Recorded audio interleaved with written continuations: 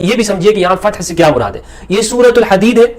سورۃ الحدید یہ اس میں جو فتح کا لفظ آیا ہے صحابہ کرام کے نزدیک قرآن مجید کے اندر فتح وہ صلح حدیبیہ مراد ہوتی تھی، فتح مکہ نہیں. جو ہمارے ہاں تفسیر کی جاتی ہے یہ بالکل تفسیر غلط ہے. جو ہمارے ہاں آج کل جو اس آیت کی تفسیر کرتے ہیں وہ کیا ہے، وہ یہ کہتے ہیں کہ جی فتح مکہ کے موقع پر جنہوں نے اسلام لایا اور جو فتح مکہ سے پہلے مسلمان تھے دونوں برابر تو نہیں ہیں، لیکن اللہ دونوں سے راضی ہے. وَكُلًّا وَعَدَ اللَّهُ الْحُسْنَىٰ، دونوں کے لیے جنت کا وعدہ ہے. آیت میں یہ کہیں پر بھی نہیں ہے. آیت میں کیا ہے؟ آیت میں یہ ہے کہ فتح سے پہلے جو مسلمان تھے پہلے ان کے اندر دو کیٹیگری ہے. ایک وہ تھے کہ جو فتح سے پہلے مسلمان تو تھے، منافق نہیں تھے، مگر وہ اللہ کی راہ میں خرچ نہیں کرتے تھے، قتال نہیں کرتے تھے. ایسے لوگ تھے. ان مسلمانوں کے اندر دو کیٹیگری. الحمدللہ وحدہ والصلاة والسلام علی من لا نبی بعدہ، اما بعد. حضرات ذی وقار یہ مفتی فضل ہمدرد صاحب نے جو سورۃ حدید کی آیت نمبر 10 کے حوالے سے یہ آپ نے اس کا بیان سنا. اس کی تفسیر میں وہ یہ کہہ رہا ہے کہ بھئی یہ جو عمومی طور پر تفسیر کی جاتی ہے کہ اس سے مراد یہ ہے کہ فتح مکہ سے پہلے جو لوگ مسلمان ہوئے انہوں نے قتال کیا، انہوں نے اللہ کی راہ میں خرچ کیا، اور وہ لوگ جو فتح مکہ کے بعد مسلمان ہوئے اور انہوں نے اللہ کی راہ میں خرچ کیا اور جہاد کیا، یہ دونوں برابر نہیں ہیں. ہاں، سب کے لیے یہ وعدہ ہے اللہ کا جنت کے. یہ درست نہیں ہے تفسیر، یہ لوگوں کی اپنی بنائی ہوئی تفسیر ہے. اور یہ بتانا چاہ رہا ہے کہ اس سے مراد کیا ہے. اس سے مراد یہ کہ فتح مکہ سے پہلے جو لوگ مسلمان ہوئے وہ دو قسم میں ہیں. ایک وہ لوگ جنہوں نے اللہ کی راہ میں خرچ کیا تھا فتح مکہ سے پہلے اور اللہ کی راہ میں جہاد کیا تھا، اور ایک وہ لوگ تھے جنہوں نے جہاد نہیں کیا تھا اور نہ ہی انہوں نے اللہ کی راہ میں خرچ کیا تھا، لیکن انہوں نے بعد میں فتح مکہ کے بعد خرچ کیا، اللہ کی راہ میں جہاد کیا. تو وہ دونوں درجے میں برابر نہیں ہیں، لیکن سب کے لیے جنت کا وعدہ ہے. یہ اس نے اپنی من گھڑتو تصویر بنا کر در حقیقت وہ صحابہ کرام رضوان اللہ علیہ اجمعین میں سے خصوصاً حضرت امیر معاویہ رضی اللہ تعالیٰ عنہ یا فتح مکہ پر کے موقع پر جو مسلمان ہوئے ان میں بنو امیہ کے حوالے سے خصوصی اس کے دل میں بغض ہے. وہ چاہتا ہے کہ یہ جب ہم لوگوں کو ذہنوں میں بٹھا لیں تو پھر کہیں کہ فتح مکہ کے بعد جو مسلمان ہوئے، جیسے کہ اس نے دوسری ویڈیوز میں بتایا کہ وہ مسلمان اوپر سے ہوئے، دل میں ان کا اسلام نہیں تھا، اس لیے انہوں نے دین کے اندر بہت سارا معاملات کیے. انشاءاللہ ہر موضوع پر وہ ہم ویڈیو بنا کر اس کا جواب دیں گے. تو یہ بتانا چاہ رہا ہے، حالانکہ یہ اس کا من گھڑتو اور اپنی ذاتی رائے ہے. قرآن مجید فرقان حمید کی ذاتی رائے، اس کی تفسیر میں ذاتی رائے پیش کرنا یہ جائز نہیں ہے. سلف کی جو رائے ہے، جو سلف کا فہم ہے، وہی ہم اس کو مانتے ہیں اور اس کی پر چلتے ہیں. دیکھیں اسی آیت کی تفسیر میں مفسرین نے، تابعین تبع تابعین نے، صحابہ کرام رضوان اللہ علیہم اجمعین نے جو بات بتائی ہے ان کا جو فہم ہے وہ قبول کریں گے.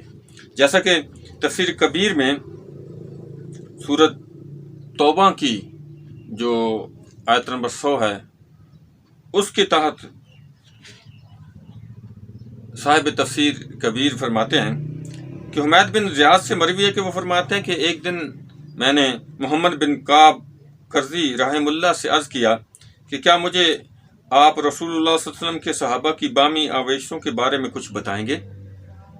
تو انہوں نے جواب دیا، بے شک اللہ تعالیٰ نے تمام صحابہ کرام میں سے ہر ایک کی مغفرت فرما دی ہے اور اپنی کتاب میں ان سے عطائے جنت کا حتمی وعدہ فرما لیا ہے. اب آپ بتائیں، یہ تفسیر کبیر ہے، اس کی جلد نمبر 16 ہے، صفحہ نمبر 175 ہے. اس میں سورۃ توبہ کی اس آیت کے تحت انہوں نے یہ بتایا ہے کہ تمام صحابہ کرام، اس میں یہ تخصیص نہیں ہے کہ فتح مکہ سے پہلے والوں کے لیے جنت کی بشارت ہے اور بعد والوں کے لیے نہیں ہے. اسی طرح یہی دور منصور کے اندر علامہ جلال الدین سیوطی رحمہ اللہ نے بھی اس کو اسی طرح لکھا ہے. اسی طرح یہ محدث ابو حاتم رحمہ اللہ جو ہیں، ان کی جو تفسیر ہے، تفسیر ابن ابی حاتم، اس کی جلد نمبر 6 صفحہ نمبر 1869 میں وہ لکھتے ہیں کہ حضرت عبد الرحمن بن ابی لیلہ رحم اللہ فرماتے ہیں کہ لوگوں کے 3 مراتب ہیں. ایک مہاجرون ہے، مہاجرون الاولون، یعنی جو سب سے پہلے ہجرت کرنے والے، اور وہ لوگ جنہوں نے احسان کے ساتھ ان کی اتباع کی، اور پھر وہ لوگ جو ان کے بعد آئے وہ کہتے ہیں کہ اے ہمارے رب ہماری مغفرت فرما، ربنا اغفر لنا ولاخواننا الذین سبقونا بالایمان، اور سب سے اچھا وہی ہے جو اس مرتبہ میں ہے. تو ان مرتبوں میں جو بھی لوگ موجود ہیں وہ سب سے اچھے ہیں.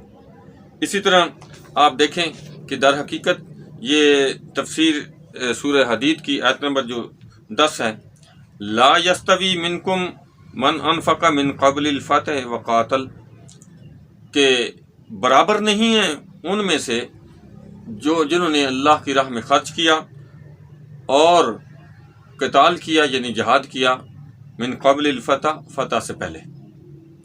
اولئک اعظم درجا من الذین انفقوا من بعد وقاتلوا، یعنی اس کے بعد جنہوں نے قتال کیا ہے اور جنہوں نے اللہ کی راہ میں خرچ کیا ہے، تو وہ ان کے جو درجات ہیں بلندتر ہیں. اور ان کے لیے کیا ہے، وَكُلًّا وَعَدَ اللَّهُ الْحُسْنَىٰ، ان سب کے لیے جو حسنہ کا وعدہ ہے اللہ کا. اور حسنہ کا بارے میں جو اس سے کیا مراد ہے، تفسیر ساوی کے اندر، تفسیر مدارک کے اندر، تفسیر بغوی کے اندر، تفسیر کبیر کے اندر، اس طرح تفسیر ابی مسعود کے اندر، اور تفسیر قرطبی کے اندر، روح المعانی کے اندر، اور تفسیر روح البیان کے اندر، تفسیر جمالین کے اندر، اور تفسیر جو مولا نقاری رحمہ اللہ لکھی ہے اس کے اندر، تفسیر ابن عباس کے اندر، تفسیر در منصور کے اندر، الحسنہ سے مراد جنت ہے. یعنی اللہ نے وَكُلًّا سب کے لیے، تمام کے لیے.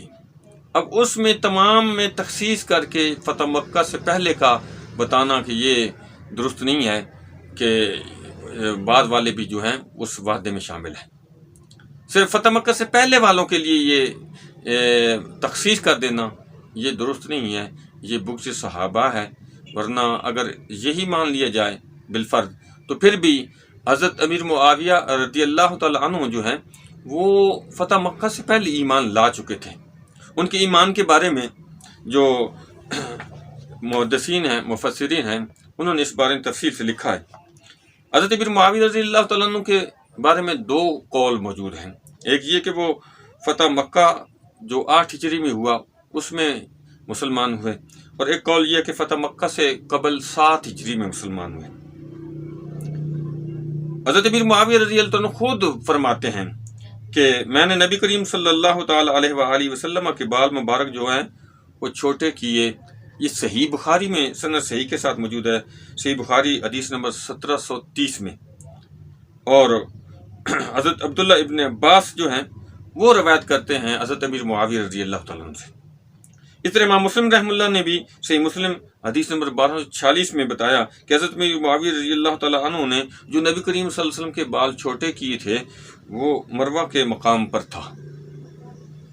اس طرح یہ امام قوام رحمہ اللہ السنہ میں اور امام خطیب بغدادی رحمہ اللہ جو ہیں تاریخ بغداد کے اندر، اور اس طرح مورخ زبیر بن بکار جو ہیں وہ بھی تاریخ دمشق کے اندر، اور محدث ابن ابی خیثمہ جو ہیں وہ تاریخ ابن ابی خیثمہ کے اندر یہ بتاتے ہیں کہ حضرت امیر معاویہ رضی اللہ تعالیٰ عنہ فتح مکہ سے پہلے مسلمان ہو چکے تھے.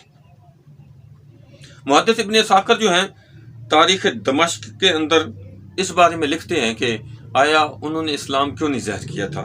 فرماتے ہیں کہ جب کفار مکہ اور مسلمانوں کے درمیان حدیبیہ کا واقعہ پیش آیا تو اسلام میرے دل میں گھر کر چکا تھا. یہ حضرت امیر معاویہ کا وہ قول نقل کرتے ہیں.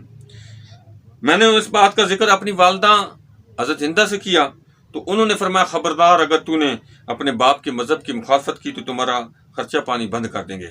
مگر بہرحال میں نے اسلام لا چکا تھا، اور خدا کی قسم نبی کریم صلی اللہ علیہ وسلم اس حال میں حدیبیہ سے لوٹ رہے تھے کہ میں آپ کی تصدیق کرنے والا تھا، اور خدا کی قسم جب آپ عمرۃ القضاء کے لیے تشریف لائے تو میں اس وقت بھی مسلمان تھا، مگر والد کے خوف سے اپنے اسلام کو چھپائے رکھا اور فتح مکہ کے دن کھل کر اس کا اظہار کیا. یہ ساری جو میں نے بات کی ہے تاریخ دمشق کے حوالے سے. یہی امام ذہبی نے سیر اعلام النبلاء میں جلد دوم ہے صفحہ نمبر 119 ہے، اس میں لکھی ہے. اس طرح البدایہ والنہایہ میں امام ابن کثیر نے، اس طرح اسطر الغابہ فی معرفت الصحابہ میں، تاریخ دمشق کے اندر، اس طرح تقریب و تعظیم میں ابن حجر اسقلانی رحمہ اللہ نے، اس طرح تاریخ الاسلام میں امام ذہبی نے لکھا ہے. الاصابہ فی تمیز صحابہ کے اندر ابن حجر اسقلانی رحمہ اللہ نے لکھا ہے. ان ساری جگہ پر یہ بات انہوں نے لکھی ہے کہ وہ اسلام کیوں نہیں ظاہر کیا تھا. اسی طرح یہ بات کہنا کہ یہ حضرت تمام صحابہ کرام جنتی نہیں ہیں، اس پر اگر تفصیل دیکھنی ہو کہ جو شبہات ظہور احمد فیضی نے کیے ہیں، اور یا اس قبیل سے جتنے لوگ تعلق رکھنے والے ہیں، چاہے مرزا جیلوی ہیں، چاہے یہ مفتی فضل ہمدرد ہے، یا اس طرح کے جتنے یا روافظ ہیں، انہوں نے جتنا کچھ اس پر لکھ کر شکوک و شبہات پیدا کیے ہیں صحابہ کرام کے حوالے سے کہ وہ سب جنتی نہیں ہیں، اور اس میں سے انہوں نے کچھ نکالے ہیں، ان ساری کی تفصیل دیکھنی ہو تو ابھی میری کتاب جو القول الحسن کا نیا ایڈیشن آ رہا ہے، اس میں میں نے وہ تفصیل سے ایک ایک چیز کو وہاں بحوالہ پیش کر دیا. وہاں دیکھیں تو یہ مفتی فضل ہمدرد جو ہے، یہ جو ڈرامہ لگا رہا ہے، یہ دراصل بغض صحابہ ہے. یہ مختلف طریقوں سے لوگوں کو خراب کرنے کی کوشش کرتا ہے. آپ ان چیزوں کو دیکھ رہے ہیں کہ ہم ان کا جواب دے رہے ہیں. اللہ تعالی ہم سب کو صحیح معنوں میں اہل بیت اطہار اور صحابہ کرام رضوان اللہ علیہم اجمعین کی تعظیم کرنے اور ان کی محبت کو اپنانے کی توفیق عطا فرمائے. وما توفیقی